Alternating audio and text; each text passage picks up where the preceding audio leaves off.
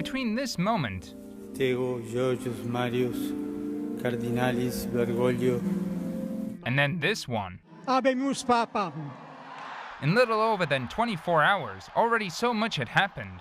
Even though the election was conducted behind closed doors, Vatican journalist from America magazine knows many of the events that occurred during this time. This is what he explores in his new book, The Election of Pope Francis.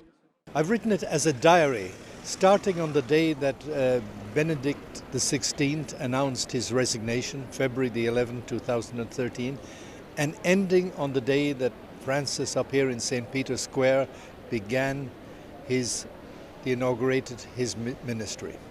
The book examines how the election of the first Latin American Pope happened. Gerard O'Connell is sure Colonel Jorge Mario Bergoglio entered the conclave unaware he would leave the Sistine Chapel dressed as Pope.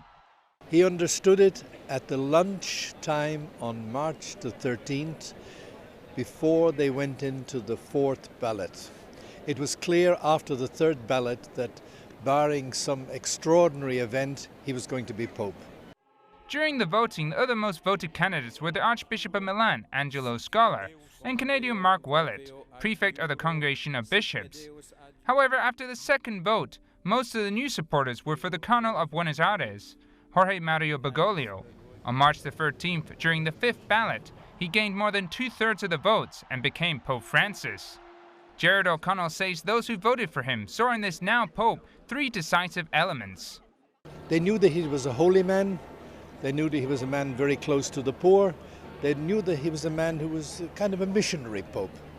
At 7:06 in the evening on March the 13th, the white smoke appeared announcing O'Connell had been elected Pope. An hour later, the world met Pope Francis. The keys to knowing how his story began are in the pages of this book.